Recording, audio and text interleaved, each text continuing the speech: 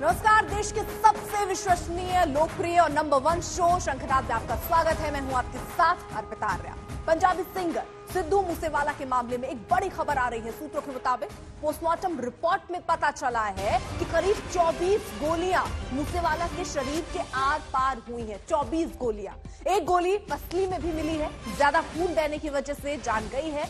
5 डॉक्टरों की टीम ने दरअसल ये पोस्टमार्टम किया है। तो बड़ी खबर आपको बता दें, क्योंकि नजर इस बात पर थी कि जैसे पोस्टमार्टम रिपोर्ट सामने आएगी तो कुछ और बातें पता चल पाएंगी, जिसमें बड़ी बात देखिए, करीब 24 गोलियां मूसेवाला के शरीर के आर पार हुई हैं। एक गोली पसली में लगी। ज्यादा खून बहने की वजह से ये बताया गया कि जान गई है, क्योंकि जो चश्मदीद थे उन्होंने भी बताया कि अस्पताल ले जाते समय ही उन्होंने दम तोड़ दिया। जब गोली चली, जब तक उनको उठाकर दूसरी गाड़ी में बैठाया गया तब तक उनकी सांस चल रही थी। तो आपको बता दें, एक दो नहीं, करीब 24 गोलियां मूसेवाला के शरीर के आर पार हुई हैं। तंसीम हैदर हमारे साथ, हमारे सहयोगी इस वक्त जुड़ चुके हैं और जानकारी के साथ। तंसीम, पोस्टमार्टम रिपोर्ट में और कौन कौन सी प्रमुख बातें, क्योंकि यह अपने आप में बड़ी बात कि यहां 24 गोलियां मूसेवाला के शरीर से आर पार हुई। जी, जिस तरह से गोलियों का एंट्री और एग्जिट बाउंड का जिक्र किया गया है, हमारे सोर्सेज ने बताया, उसमें करीब 2 दर्जन यानी 20 से ज्यादा एंट्री और एग्जिट बाउंड्स पाए गए हैं जो गोलियां चली हैं। हमने जो गाड़ी देखी, अगर गिनती करें उस गाड़ी पे 40 से ज्यादा निशान है जिसमें गोलियां लगी, यानी गाड़ी को घेर के चारों तरफ से गोलियां चलाई गई हैं, लेफ्ट साइड से भी, फ्रंट से भी, पीछे से भी, राइट साइड से भी। तो यही वजह थी कि इतनी 40-45 राउंड जहां फायरिंग हुई है, उसमें ये करीब 20-25 गोलियों के एग्जिट और एंट्री बाउंड्स मिलना कोई बहुत बड़ी चीज नहीं है, क्योंकि ये राइफल ऐसी यूज की गई थी, वेपन्स ऐसे यूज किए गए थे कि किसी भी तरह से टारगेट उनका खाली ना जाए और उसको 100% श्योर किया जाए। और यही वजह थी कि अब पोस्टमार्टम रिपोर्ट में ये सारी चीजें सामने आ गई हैं। जहां तक इन्वेस्टिगेशन का सवाल है, करीब 6 लोग इसमें अब तक हिरासत में लिए जा चुके हैं। अभी जो SSP हैं यहाँ के, उनका साफ कहना है कि इस पूरे मामले में बहुत जल्द खुलासा कर दिया जाएगा। हमने लोगों को बाकायदा आइडेंटिफाई कर लिया है, हमने गाड़ियां आइडेंटिफाई कर ली हैं, बस कुछ गिरफ्तारियां बाकी हैं और जल्दी हम इस पे खुलासा कर देंगे कि आखिर पूरी प्लॉट कैसे रखा गया और इसको कैसे अंजाम दिया गया। अर्पिता, ठीक है, बहुत बहुत शुक्रिया तमाम जानकारी के लिए। तो देखिए, फिरौती, 1 साल पुराना एक मर्डर केस और 2 गैंगस्टरों की आपसी दुश्मन, ये सारा घालमेल कैसे सिंगर सिद्धू मूसेवाला की जान का दुश्मन बन गया, इस पर कई थ्योरी सामने आ रही हैं। पुलिस पूरे मामले की छानबीन कर रही है, एक एक सबूत तलाश रही है, ताकि जल्द सिद्धू मूसेवाला के हत्यारों को गिरफ्तार किया जा सके, पंजाबी सिंगर के कातिलों को जल्द जेल के सलाखों के पीछे पहुंचाया जा सके। लेकिन उसके पहले एक बहुत बड़ी खबर जो हमने आपको बताई, पोस्टमार्टम रिपोर्ट से जुड़ी हुई, जिसमें यह बताया गया कि कितने राउंड वहां पर गोलियां उनके शरीर में लगी हैं। कुछ और रिपोर्ट भी हम दिखाएंगे, ये रिपोर्ट देखिए पहले।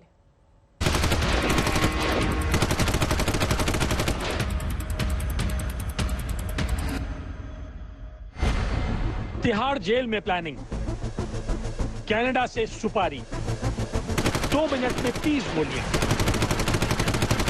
और सरेआम एक सिंगर का कत्ल। सिद्धू मूसेवाला की हत्या की जांच जैसे जैसे आगे बढ़ रही है, एक एक जानकारी हर किसी को चौंका रही है,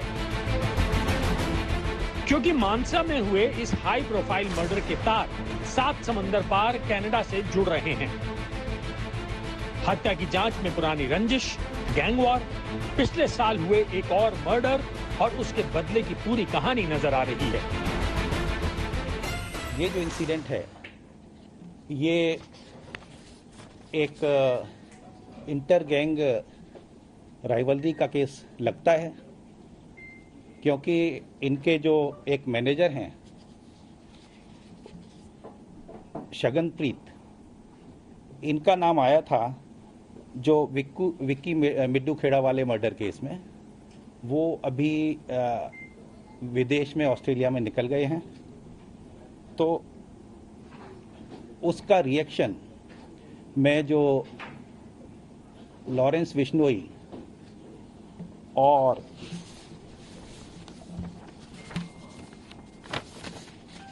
गैंग का इसमें हाथ है और इसकी जिम्मेदारी जो है वो लकी उन्होंने ले ली है उनकी गैंग के कनाडा से।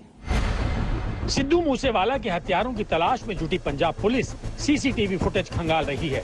पूछताछ कर तमाम सबूत जुटा रही है ताकि गुनाह की कड़ियों को जोड़कर कातिलों तक पहुंचा जा सके। केस का इन्वेस्टिगेशन चल रहा है। सीएम साहब के आदेश पर एक एसआईटी बनाने के लिए आईजी रेंज को मेरी तरफ से कह दिया गया है। केस की तफ्तीश चल रही है। तफ्तीश के बीच पंजाब पुलिस मानसा के एक ढाबे पर पहुंची।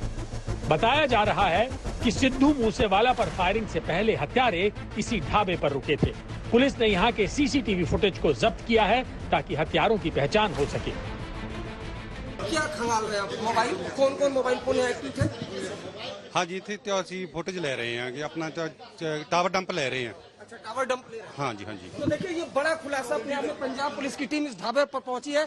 आज तक की टीम यहाँ पर पहुंची हुई है और जिस तरह की बात सामने आ रही है कि जो हमलावर थे वो इस ढाबे में रुके थे, तो खुद पंजाब पुलिस के एक अधिकारी ने बताया कि डंप डेटा लिया जाएगा। यहाँ पर सीसीटीवी कैमरा आप यहाँ पर देख पा रहे हैं। तो बड़ी खबर अपने आप में है कि पंजाब पुलिस इस ढाबे पर पहुंची हुई है और बाकायदा ये बता रहे हैं अधिकारी कि यहाँ पर जो लोग रुके हुए थे अब उनका डंप डेटा लेगी। पंजाब पुलिस की टीम यहाँ पर पहुंची थी और अब बाकायदा तफ्तीश करने के लिए सीसीटीवी फुटेज भी यहाँ से खंगाले।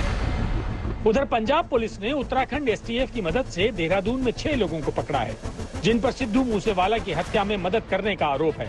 बताया ये भी जा रहा है कि इन लोगों में से एक शख्स खुद हत्या में शामिल हो सकता है।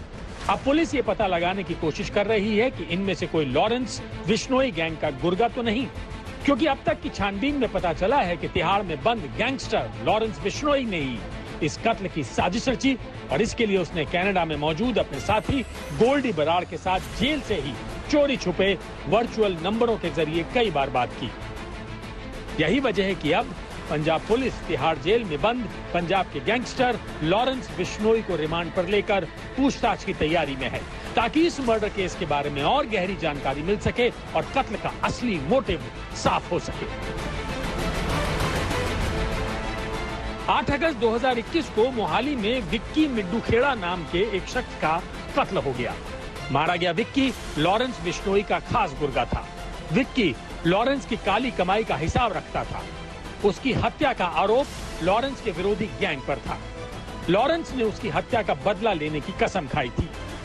सिद्धू मूसेवाला है, उसकी हत्या की साजिश 8 अगस्त 2021 से ही लॉरेंस बिश्नोई गैंग वो रच रहा था। दरअसल 8 अगस्त 2021 को मोहाली में विक्की मिड्डू खेड़ा नाम के एक शख्स की हत्या हुई थी और लॉरेंस बिश्नोई गैंग का ये मानना था कि कहीं न कहीं इस हत्याकांड के पीछे की कॉन्स्पिरेसी में जो सिद्धू जो है वो शामिल रहे, उनके मैनेजर शामिल रहे हैं। तो इस वजह से जो लॉरेंस बिश्नोई गैंग है वो लगातार बदला लेने की कोशिश कर रहा था और इसी दौरान मौका मिला जब लॉरेंस बिश्नोई गैंग को पता चला कि सुरक्षा में कुछ कमी की गई। पुलिस की जांच के बीच सिद्धू मूसेवाला की हत्या पर सियासत भी गरमाई हुई है। पंजाबी सिंगर की हत्या के विरोध में दिल्ली और पंजाब के कई शहरों में लगातार प्रदर्शन हो रहे हैं।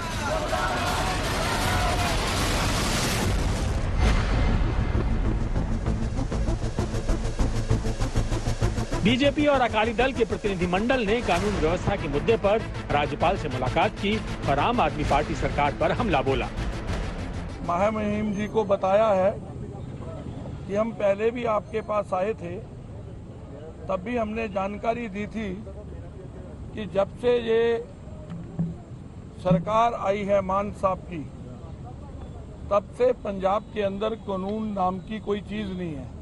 और उसके पीछे अगर कोई कारण है कि ये सरकार मान साहब चला ही नहीं रहे हैं। असल में ये सरकार एक कठपुतली है केजरीवाल साहब की और राघव चड्ढा की। ਅਸੀਂ ਗਵਰਨਰ ਸਾਹਿਬ ਨੂੰ ਅਪੀਲ ਕਰਕੇ ਆਏ ਕਿ ਇਹਦੀ ਡਾਇਰੈਕਟ ਜਾਂਚ ਕਰਾਈ ਜਾਏ, ਐਨਆਈ ਤੋਂ ਜਾਂਚ ਕਰਾਈ ਜਾਏ, ਨਾਲੇ ਪੰਜਾਬ ਸਰਕਾਰ ਨੂੰ ਡਿਸਮਿਸ ਕੀਤਾ ਜਾਏ ਸਹੀ ਮਾਇਨੇ ਤੇ। ਜੇ ਅੱਜ ਪੰਜਾਬ ਨੂੰ ਬਣਾਉਣਾ ਬਚਾਉਣਾ ਜੇ ਜੀ ਹਾਲਾਤ ਬਣ ਗਏ ਪੰਜਾਬ 'ਚ, ਭਗਵੰਤ ਮਾਨ ਸੀਐਮ ਇੱਕ ਦਿਨ ਵੀ ਰਹਿਣ ਦੇ ਕਾਬਿਲ ਨਹੀਂ ਹੈ, ਇੱਕ ਦਿਨ ਇੱਕ ਘੰਟਾ ਰਹਿਣ ਦੇ ਕਾਬਿਲ नहीं है। उधर इन हमलों के बीच आप नेता दुख की घड़ी में विपक्ष पर सियासत का आरोप लगा रहे हैं। मेरा तो देखिए सभी पार्टियों से ये आग्रह है कि इतनी दुखद घटना पे राजनीति नहीं की जाए, लेकिन ये एक सवाल है जो बिल्कुल जांच का विषय है कि जब सिद्धू मूसेवाला जी के पास 2 कमांडो सिक्योरिटी में थे, जब उनके पास एक बुलेट प्रूफ गाड़ी थी, तो वो फिर क्यों घर से बाहर निकले बिना किसी अपने पुलिस सिक्योरिटी के, बिना बुलेट प्रूफ गाड़ी के? इस विषय पर बिल्कुल जांच की जाएगी। पंजाब के मुख्यमंत्री भगवंत मान जी ने बिल्कुल स्पष्ट शब्दों में कहा है कि जो भी इस कार्रवाई के पीछे हैं उन पे सख्त से सख्त एक्शन लिया जाएगा। सिंगर का कत्ल, साजिश और सियासत के बीच सीएम भगवंत मान ने सिद्धू मूसेवाला मर्डर केस की जांच हाईकोर्ट के सिटिंग जज से कराने का ऐलान किया है। लेकिन इस जांच के बीच सबसे बड़ी बात इन हत्यारों की तलाश है जिन्होंने पंजाब के एक सितारे की जान ले ली। ललित शर्मा और अरविंद ओझा के साथ तंसीम हैदर, मानसा, आज तक।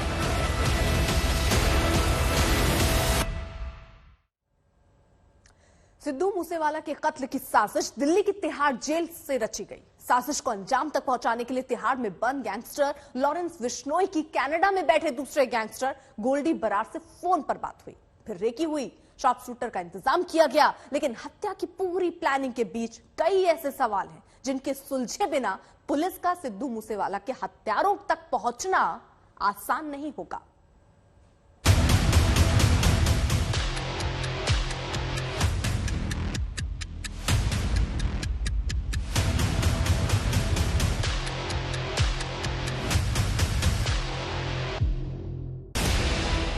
हमलावर,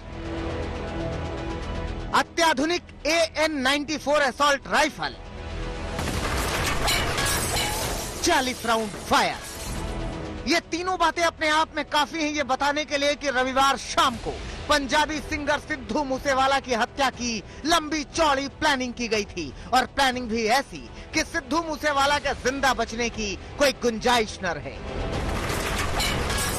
साजिश इस तरह से रची गई कि हमलावर सिद्धू की गाड़ी को घेर कर ताबड़तोड़ गोलियां बरसा सके और वारदात को अंजाम देने के बाद आसानी से मौके से फरार हो सके। यहां तक कि कातिलों ने जिस गाड़ी का इस्तेमाल हत्या के लिए किया उस पर फर्जी नंबर प्लेट लगाई ताकि पुलिस को चकमा दिया जा सके।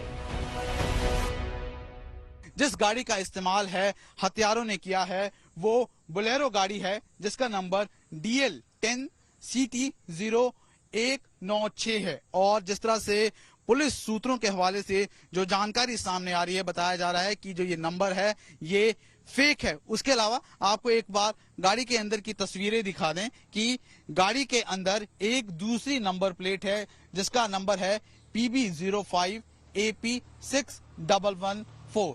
यानी कि कहीं ना कहीं हत्यारों को पूरी जानकारी थी और उन्होंने जो नंबर प्लेट है उसका भी इस्तेमाल किया है, यानी फेक नंबर प्लेट है वो गाड़ी के अंदर लगाई है, जिसको छोड़कर फिर हत्यारे है वो दूसरी गाड़ी से भागे। उसके साथ साथ जिस तरह से अभी जानकारी मिल रही है कि पुलिस ने इस पूरे मामले में अभी तक 6 लोगों को राउंड अप किया है।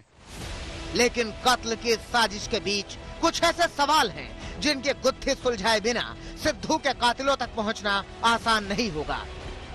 सिद्धू मूसेवाला के पिता बलकौर सिंह ने पुलिस को दिए बयान में बताया कि उनके बेटे को फिरौती के लिए कई गैंगस्टर के फोन आते थे, लेकिन सबसे ज्यादा धमकियां दी लॉरेंस बिश्नोई नाम के कुख्यात गैंगस्टर ने।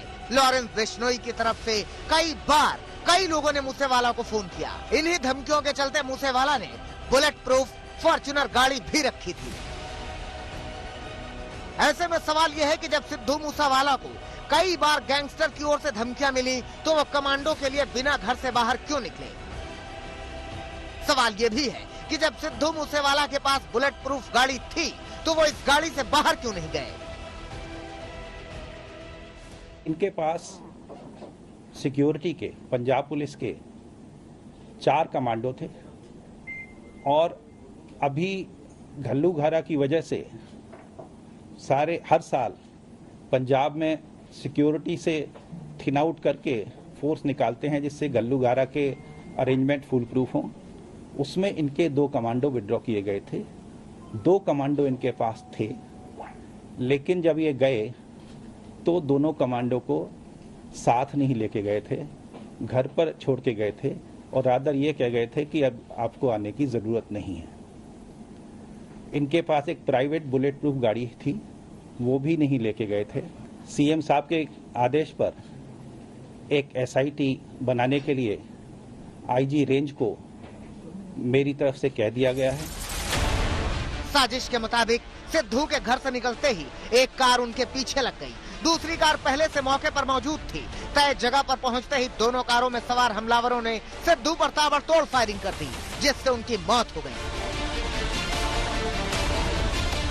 ऐसे में सवाल ये है कि क्या सिद्धू के किसी करीबी ने ही उनकी गतिविधियों की जानकारी हत्यारों को दी ताकि उन्हें आसानी से निशाना बनाया जा सके। इसके साथ सवाल ये भी है कि वारदात के फौरन बाद जिस तरह से लॉरेंस बिश्नोई की ओर से इस कत्ल की जिम्मेदारी ली गई, क्या ये मामला इतना ही सीधा है जितना ऊपर से नजर आ रहा है? पुलिस हर एंगल से मामले की पड़ताल कर रही है ताकि इस हत्याकांड की तह तक जाया जा सके, हत्यारों को जल्द सलाखों के पीछे पहुंचाया जा सके। श्रेया चटर्जी, ललित शर्मा, अरविंद ओझा के साथ तंसीम हैदर, मानसा, आज तक। तो पंजाब में अब सवाल उठ रहे हैं कानून व्यवस्था को लेकर, क्योंकि सिद्धू मूसेवाला की हत्या के बाद अब सवाल यही कि आखिरकार क्या ऐसे ही गैंग वॉर आगे भी होते रहेंगे, किस तरीके की स्थितियां हैं, उस पर बात करने के लिए दलेर मेहंदी साहब, जाने माने पंजाबी गायक, इस वक्त हमारे साथ जुड़ चुके हैं। सर, बहुत बहुत स्वागत है आपका और बहुत बहुत शुक्रिया कि आप जुड़े। और सबसे पहले आपका रिएक्शन इसी पर कि जिस तरीके से कह रहे हैं लॉ एंड ऑर्डर वहां पर कमजोर हुआ है, उसी का नतीजा है कि सिद्धू अब हमारे बीच नहीं रहे।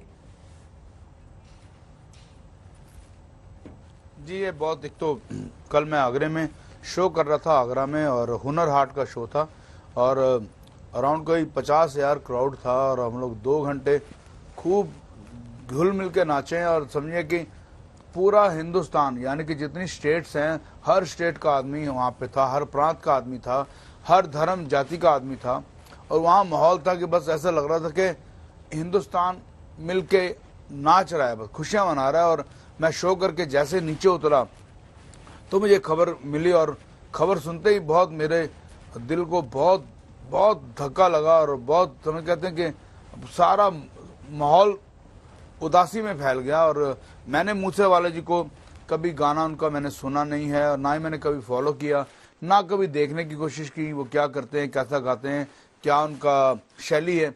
और पंजाब में बहुत मशहूर थे और लोगों से सुनते रहते थे कि उनके बारे में का चर्चा, और जब उनके बारे में सुना किस तरह उनकी हत्या हो गई और जब मैंने वीडियोस वगैरह देखे तो बहुत ज़्यादा दुख हुआ। और अब बात चल रही है कि घर में एक ही इकलौता बेटा उनका, माँ बाप का, और वो भी तो बिल्कुल अभी यंग बच्चा, और इस तरह चले जाना वो बहुत दुखदायी है और फैंस के उनके लिए और पूरी फैमिली के लिए। तो दलेर मेहंदी को आपने सुना, उन्होंने कहा कि हम जो सिंगर हैं या जो आर्टिस्ट होते हैं उनके सामने बहुत सारे चैलेंजेस होते हैं, उन्हीं से उभर कर हमें अपनी कला को भी लोगों के सामने रखना है। अब बात राजनीति की जरा कर लेते हैं। राज्यसभा के उम्मीदवारों के नाम का ऐलान होते ही कांग्रेस में घमासान छिड़ चुका है। जिन्हें टिकट नहीं मिला उनकी नाराजगी सामने आई, तो जिन्हें टिकट मिला उन्हें बाहरी बताते हुए तमाम राज्यों में विरोध अब शुरू हो चुका है।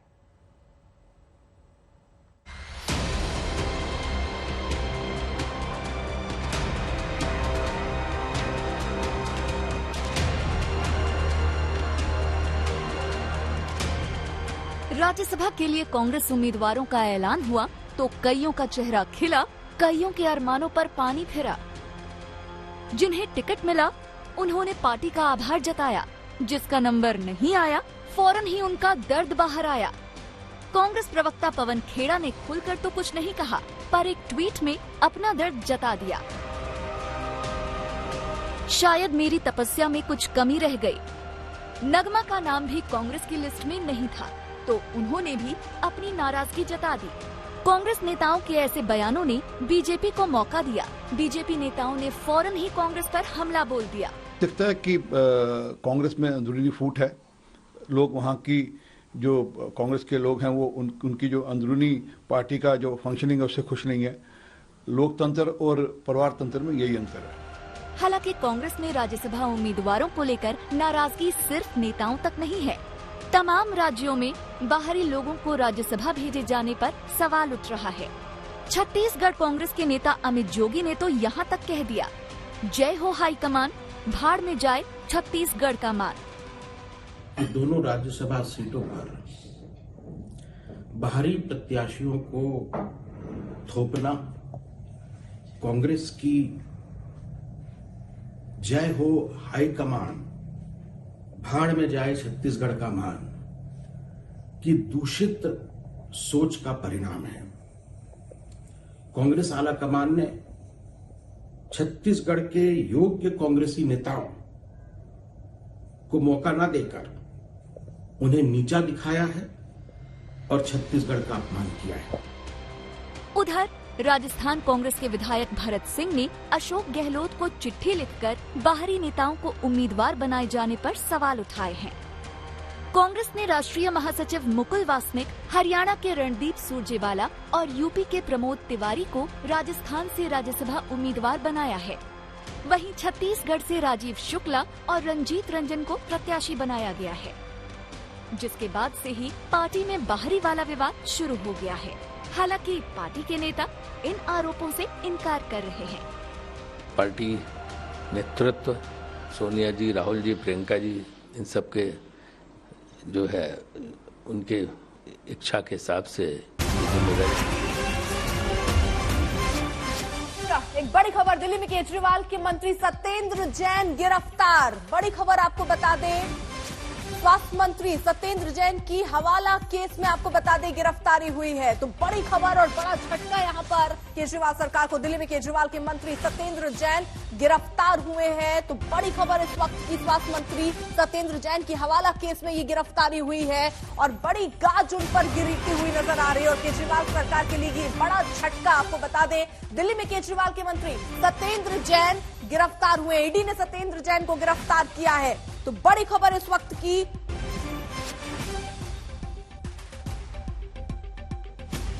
दिल्ली में केजरीवाल के मंत्री सत्येंद्र जैन गिरफ्तार हुए। तो इस वक्त की बड़ी खबर आपको बता दें, एक बड़ा झटका यहां केजरीवाल को मिलता हुआ। उनके स्वास्थ्य मंत्री सत्येंद्र जैन, हवाला केस में उनकी गिरफ्तारी हुई है। ईडी ने यह गिरफ्तारी की है।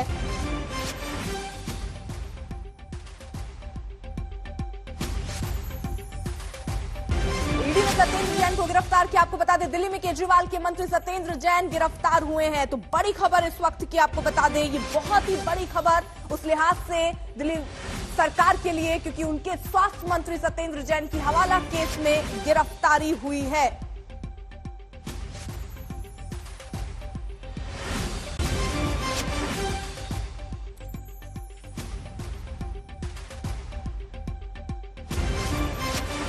इससे पहले भी कई बार उन पर आरोप लगते रहे, लेकिन दिल्ली सरकार के मंत्री सत्येंद्र जैन की गिरफ्तारी हुई है। स्वास्थ्य मंत्री सत्येंद्र जैन की हवाला केस में गिरफ्तारी हुई है। ईडी ने सत्येंद्र जैन को गिरफ्तार किया। इससे पहले कई आरोप बीजेपी की तरफ से लगते रहे हैं, जिसका जवाब खुलकर केजरीवाल देते आए। लेकिन अभी ये बड़ी कार्रवाई हुई है स्वास्थ्य मंत्री पर। दिल्ली में केजरीवाल के मंत्री सत्येंद्र जैन की गिरफ्तारी, और ये गिरफ्तारी बहुत बड़ा झटका आम आदमी पार्टी के लिए। हवाला केस में ये गिरफ्तारी हुई है और ऐसे में एक बड़ा झटका न सिर्फ सत्येंद्र जैन को, जो कि स्वास्थ्य मंत्री हैं दिल्ली के, बल्कि आपको बता दें ये केजरीवाल के लिए भी बड़ा झटका है। और दिल्ली सरकार के मंत्री सत्येंद्र जैन फिलहाल गिरफ्तार हुए हैं। पूरा मामला हवाला केस से जुड़ा हुआ, मनी लॉन्ड्रिंग के मामले में उनकी गिरफ्तारी हुई है। सत्येंद्र जैन की ये गिरफ्तारी, आपको बता दें, अब बड़ा झटका। अब किस तरीके का रिएक्शन आता है, वो रिएक्शन भी जैसे जैसे पहुंचेगा वो आप तक पहुंचाएंगे। लेकिन फिलहाल ये जो बड़ा झटका सरकार को लगा है, स्वास्थ्य मंत्री सत्येंद्र जैन की हवाला केस में गिरफ्तारी, साथ ही साथ न सिर्फ ये झटका सरकार पर, बल्कि जिस नए राजनीति का दम भरती थी अरविंद केजरीवाल सरकार, उसको भी झटका लगता हुआ, क्योंकि दिल्ली में केजरीवाल के मंत्री सत्येंद्र जैन गिरफ्तार हुए हैं।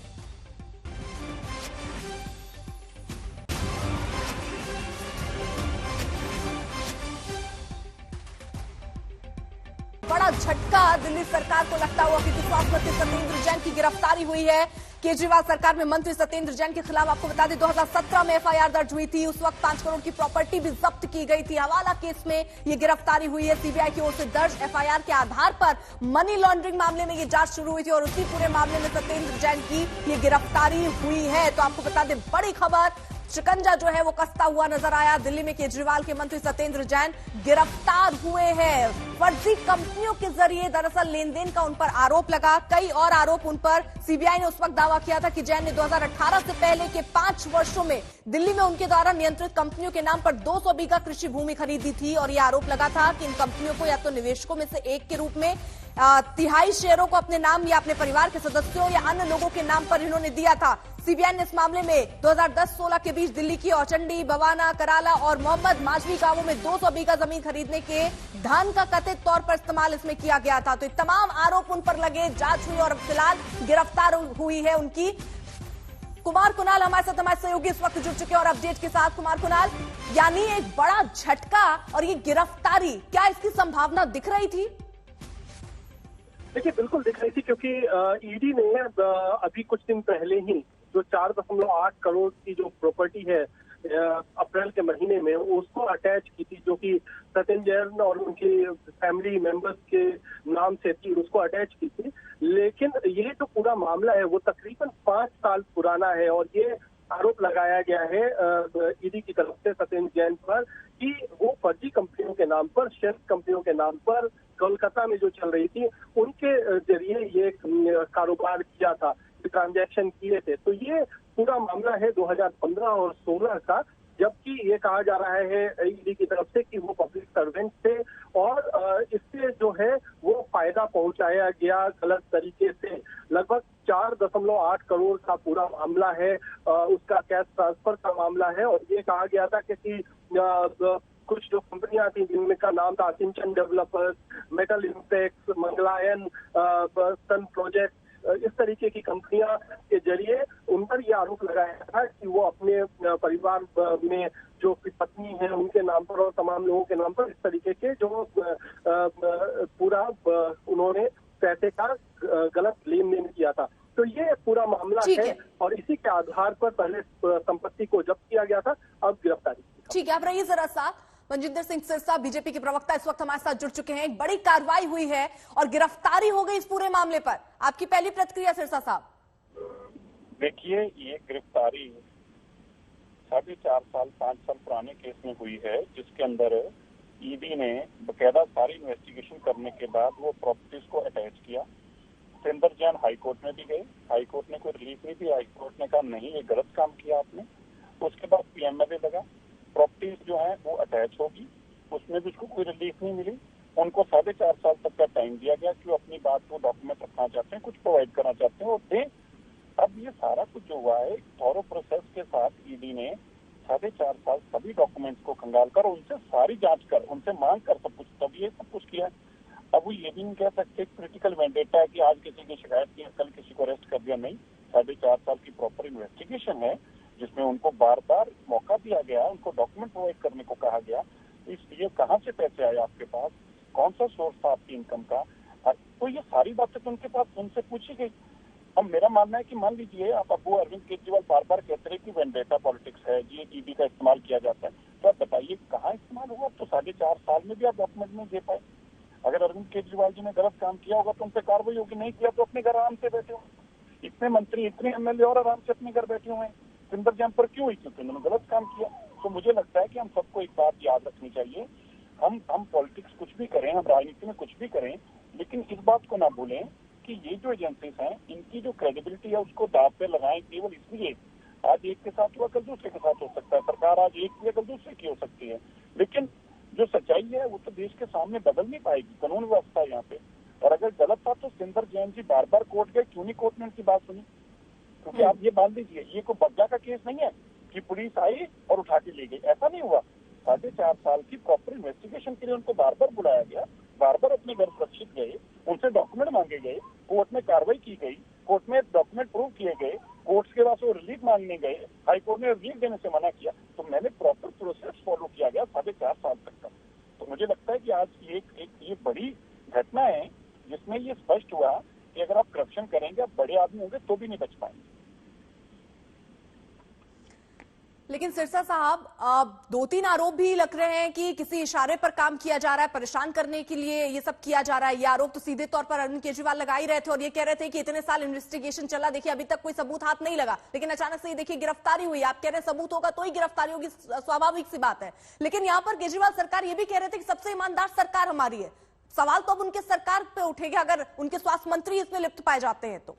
नहीं, हम सबको पता है कितनी ईमानदार है, हम सबको पता है कहाँ कहाँ से पैसे ले रहे हैं, सबको ही जानकारी है। ये जानकारी है किस तरह से पंजाब के अंदर शराब के ठेकेदारों को बुलाया जा रहा है। मैं उसको जल्दी आपको वो भी एक्सपोज करके दूंगा डॉक्यूमेंट। और दिल्ली के अंदर क्या किया गया शराब के कॉन्ट्रैक्टर के साथ, किस तरह राज्यसभा की सीटें बेची गई, किस तरह एमएलए की इलेक्शन में एमएलए की सीटें बेची गई, सबको पता है।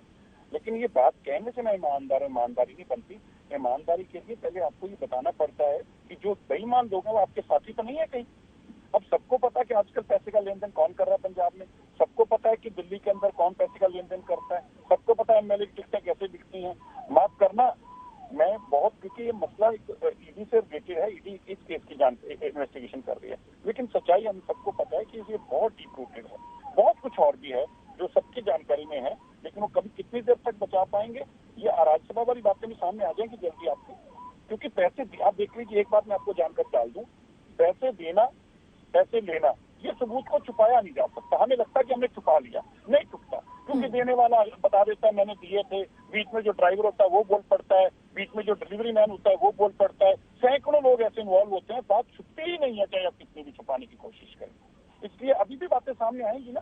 ठीक है, देखना विधानसभा की टिकटें कैसे बिकी है, बात सामने आएगी। ठीक है, लोकसभा में कैसे, राज्यसभा कैसी बेची है, ये सारी ठीक है सिरसा साहब, बहुत बहुत शुक्रिया आप जुड़े। तो कुल मिलाकर देखिए सियासी यहाँ पर बयानबाजियां भी अब तेज हो गई हैं। इस गिरफ्तारी के बाद बीजेपी सीधे तौर पर कह रही है कि बहुत ईमानदार सरकार है और ईमानदारी देखिए किस तरीके से निकलकर सामने आ रही है। यानी यहाँ पर आंधी तूफान सियासी गलियारों में मचा हुआ है। बात दिल्ली की करें, जहां पर भी मिजाज मौसम का बदला, दोपहर तक दिल्ली का तापमान लोगों के पसीने छिड़ा रहा था, लेकिन शाम होते होते मौसम एक बदला। दिल्ली में इस कदर आंधी तूफान आया कि कई पेड़ जड़ों से उखड़कर कारों पर आ गिरे। इन हादसों में लोगों की जान बड़ी मुश्किल से बची।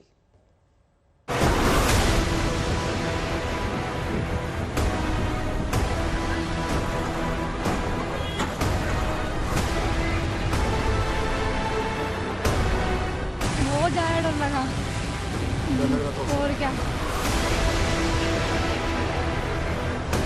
मैम रास्ता ब्लॉक हो गया पूरा जी, तो उस वजह से कोई हमें ऑटो वगैरह नहीं मिल रहा है।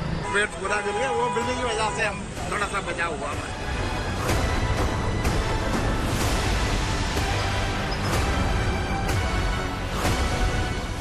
पूरा रास्ता ब्लॉक है, वहाँ पेड़ है वो गिरा हुआ है। किधर? रास्ते में 3 जगह पेड़ है, इसी रोड पे, इसी रोड पे।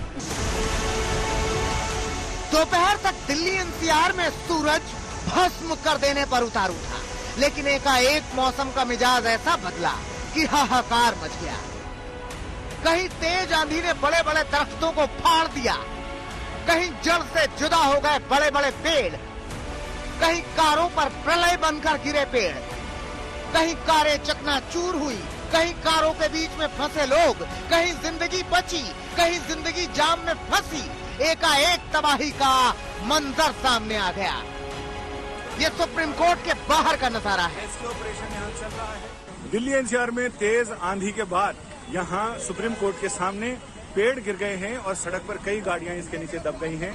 इसमें ये देखा जा सकता है कि पानी का बहाव तेज है और इधर ये पेड़ पूरा का पूरा ये पेड़ यहाँ गिरा है और यहाँ पर जो गाड़ियां खड़ी थी, इन गाड़ियों पर इसमें एक आदमी फंसा है और उसे लोग यहाँ निकाल रहे हैं। तो अब वॉक थ्रू करने के बजाय मैं यही कोशिश करता हूं कि कैसे इन लोगों को यहाँ से बचाया जाए। इसमें हाँ, इसके अंदर कोई एक है, आपको निकाला है अभी इसमें से, तो आप क्या जा रही थी इधर से? इसी समय अचानक इसमें कोई और है अभी फंसे? यहाँ ये 2-3 गाड़ियां हैं, जो 5 गाड़ियां हैं यहाँ। आप लोग यहीं पर थे? तो यहाँ उस समय आप लोग इधर थे, अभी आप लोग अभी आए? उधर भी 2-3 गाड़ी। ये अभी लोगों ने यहाँ पर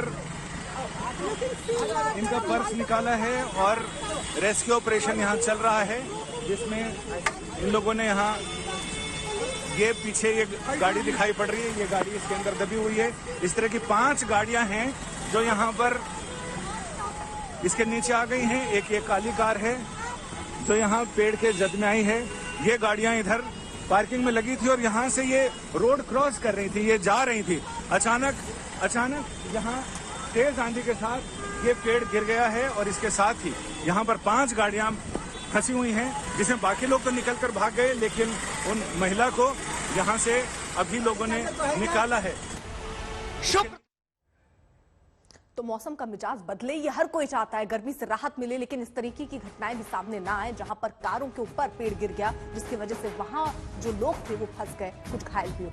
महंगाई के चलते एफएमसीजी कंपनियों के छोटू पैक पर संकट गहरा गया है। कम आय वर्ग के लोगों और ग्रामीण इलाकों में बेहद लोकप्रिय 1 रुपए से लेकर 5 रुपए तक के पाउच अब महंगाई के सामने बेबस हो रहे हैं। अभी तक कंपनियां वजन घटाकर इसकी कीमतों को बढ़ाने से परहेज कर रही थी, लेकिन अब वजन घटाने की गुंजाइश खत्म होने से दाम बढ़ना ही अकेला विकल्प बचा है।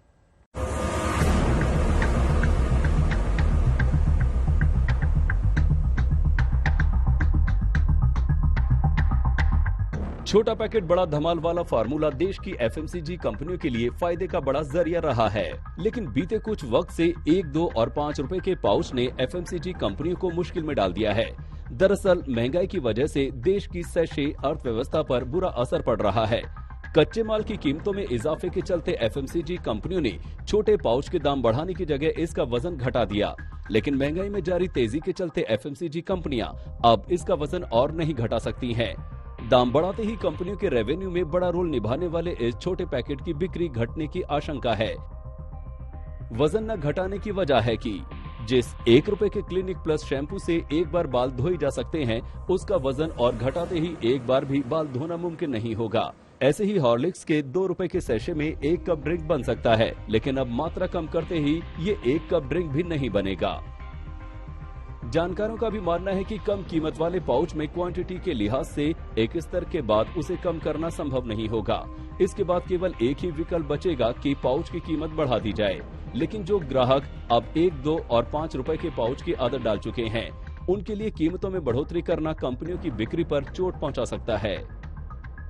मात्रा घटाने का असर अभी से नजर आने लगा है। मिसाल के तौर पर 5 रुपए में 100 ग्राम मिलने वाला बिस्किट का पैकेट अब महज 50 ग्राम का रह गया है। ऐसे में ये भूख मिटाने में नाकाम है। हालांकि इसने अब 10 रुपए के बिस्किट के पैकेट की बिक्री बढ़ा दी है, जबकि 5 रुपए में मिलने वाले पैकेट का रेवेन्यू कम हुआ है और इसकी भरपाई 10 रुपए के पैकेट की बड़ी बिक्री से नहीं हो रही है। ऐसे में कंपनियां ब्रिज पैक यानी किसी प्रोडक्ट की 2 कीमतों के बीच का भी पैक निकाल रही हैं। लेकिन ये केवल एक टेम्परेरी इंतजाम है और असली समाधान महंगाई के घटने और फिर से सस्ते पैकेट का वजन बढ़ने से ही निकल सकता है। हाल ही में जिस तरह से सरकार ने पेट्रोल डीजल के दाम कम करके महंगाई घटाने की कोशिश की है, उसको भी जानकार नाकाफी बता रहे हैं। मई 2014 एक्साइज ड्यूटी डीजल की 3.56 लीटर थी और आज डीजल की एक्साइज ड्यूटी 21.80 लीटर है। सरकार ने 19 रुपए बढ़ाकर 6 रुपए कम कर दिए, उस वक्त में जब प्रति बैरल दर दुनिया में सबसे कम है। सरकार से फरियाद है कि 42% जो राज्य का हिस्सा होता है, भागीदारी होती है, बीते दिनों में प्राइस कट के बाद वो 2.52 का नुकसान झेल रही है पेट्रोल पर और 3.36 का डीजल पे। वित्त मंत्री ने ये सब जानने के बावजूद फ्यूल सेस के बारे में कोई बात नहीं करी, न उसका जिक्र किया, जो कि यूनियन गवर्नमेंट के पास संरक्षित है। ऐसे में अब केवल महंगाई के खुद घटने से ही इस विकट होती जा रही समस्या का समाधान निकल सकता है। आज तक ब्यूरो। फिलहाल आज शंखनाथ में इतना ही। आप देखते रहिए आज तक।